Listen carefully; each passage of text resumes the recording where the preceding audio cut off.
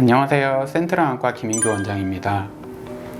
그동안 코로나로 학술대회가 정상적으로 이루어지지 않다가 코로나가 조금씩 안정되면서 2022년 4월 2, 3일 양일간 부산 백스코에서 제127회 대한안과학회 충계학술대회가 온라인과 오프라인으로 열렸습니다.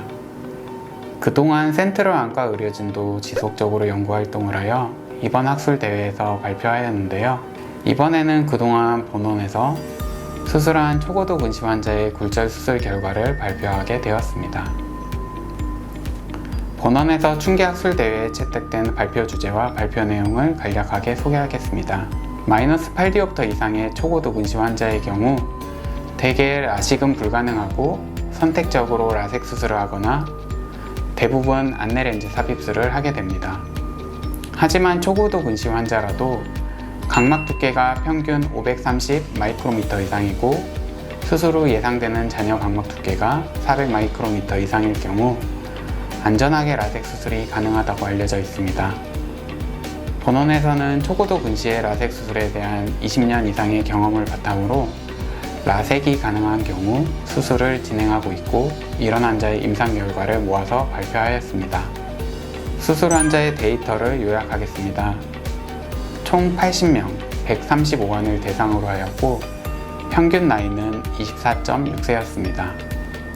수술 전 평균 구면 렌즈 대응치는 마이너스 8.91디옵터, 수술 전 평균 난시는 1.74디옵터, 평균 중심 각막 두께는 543.67 마이크로미터로 보통 사람들의 평균 530 마이크로미터보다 두꺼웠습니다. 평균 절삭량은 123.56 마이크로미터, 평균 광학부는 6mm. 수술 후 6개월 이상 경과한 자상 시력 회복과 각막 혼탁과 같은 부작용을 살펴보았습니다. 구면 렌즈 대응치는 수술 전 평균 마이너스 8.91디옵터에서 수술 2주 후에 평균 0.18, 1개월에는 0.01, 2개월에는 마이너스 0.03, 3개월에는 마이너스 0.20, 6개월에는 마이너스 0.43디옵터로 측정되었습니다. 나은 시력은 수술 전 평균 0.06에서 수술 2주 후에 평균 0.84, 1개월에 0.92, 2개월에 0.94, 3개월에는 0.97, 6개월 0.98로 지속적으로 향상되었습니다. 표 1과 같이 구면 도수, 원주 도수, 구면 렌즈 대응치가 수술 2주 안에 0에 수렴하였으며 표 2에서는 나은 시력이 수술 2주 안에 0.8 이상 측정되고 이후 6개월까지 점진적인 시력 향상을 보였습니다. 6개월 이상 경과관 찰상, 각막 혼탁에 문제는 없었습니다. 초고도 근시 환자에서 안전하게 라섹 수술한 케이스 2건을 살펴보겠습니다. 첫 번째 케이스는 여자 24세로 평소 소프트 렌즈를 10년 이상 착용하고 렌즈 부작용이 있어서 수술을 고려하였고 타안과 검진상 안내렌즈 삽입술만 가능하다고 듣고 본원에서 다시 검사한 분입니다. 환자분은 초고도 근시로 난시를 포함한 굴절력은 우한 마이너스 11.25디옵터, 좌한 마이너스 10.75디옵터였습니다. 다행히 각막 두께는 정상인 530 마이크로미터보다 두꺼운 560 마이크로미터 정도여서 안내렌즈 삽입술과 라섹이 가능하다고 설명하였고 환자분은 라섹 수술을 원하여 라섹과 각막 강화술을 함께 시행하였습니다. 수술 전 각막 두께 검사상 우한 평균 568 마이크로미터, 좌한 578 마이크로미터로 평균 530 마이크로미터보다 두꺼운 각막이었습니다. 수술 전 각막 지형도상 우한, 좌한 붉은 선이 난시선으로 위아래가 규칙 난시 형태를 띠고 있어 수술에 문제가 없었습니다. 야간 동공 크기는 20대 평균은 7.0에서 7.5mm 이하인데 작을수록 야간 빛번짐이 적다고 알려져 있습니다. 환자분은 5.8mm, 6.2mm 정도로 수술에 적합한 상태였고 양안의 고위 숫자도 평균 범위를 넘어가지 않아서 웨이브 프론트 라섹을 하지 않아도 괜찮은 상태였습니다. 우한 수술은 광학부 이행부를 포함하여 7.5mm에서 7.8mm로 야간 동공을 충분히 커버하고 각막 절삭량은 135 마이크로미터이고 절삭 수술 시간은 11초로 매우 짧았습니다. 수술 후 예상 잔여 각막은 상피 포함 423 마이크로미터로 400 마이크로미터 이상으로 안전하였습니다. 좌안 수술은 광학부는 이행부를 포함하여 7.6에서 7.7mm로 야간 동공을 충분히 커버하고 각막 절삭량은 134 마이크로미터이고 수술 시간은 우한과 동일한 10월치였습니다. 수술 후 예상 잔여 각막은 상피 포함 425 마이크로미터로 안전하였습니다. 시간에 따른 나은 시력은 그래프와 같이 시간의 경과에 따라 시력이 점차 향상되었고 최종 18개월째 경과관찰상 우한 1.0, 좌안 1.0으로 우수한 시력과 굴절력을 보이고 환자분 만족하면서 경과관찰하는 중입니다.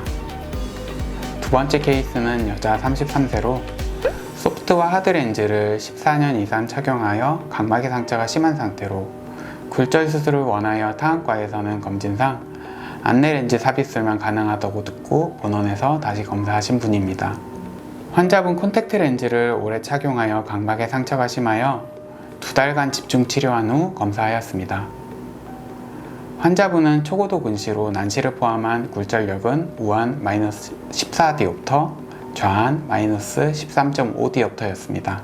굴절력이 커서 절삭량이 많아져 우선적으로는 안내 렌즈 삽입술이 안전하다고 설명하였지만 환자분은 안내 렌즈 삽입술은 원하지 않고 시력이 덜 나오더라도 강력히 라섹을 원하였습니다.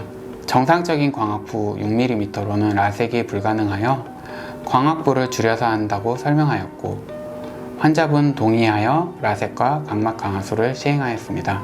수술 전 각막 두께 검사상 우한 평균 579 마이크로미터, 좌안 577 마이크로미터로 평균 530 마이크로미터보다 두꺼운 각막이었습니다.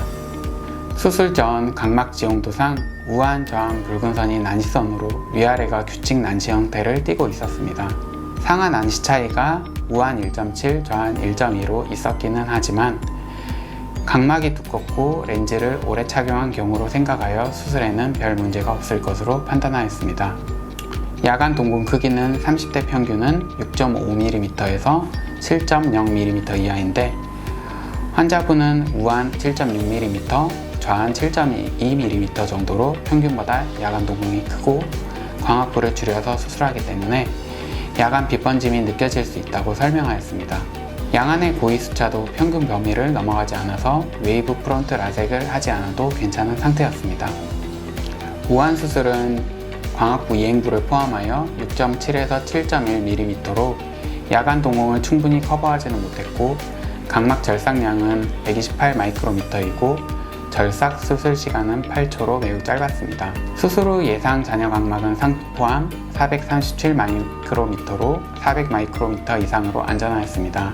좌안 수술은 광학부 이행부를 포함하여 6.7에서 7.1mm로 야간 동공을 충분히 커버하지 못하였고 각막 절삭량은 124 마이크로미터이고 수술 시간은 우한과 동일한 8초였습니다. 수술 후 예상 잔여 각막은 상피 포함 444 마이크로미터로 안전하였습니다.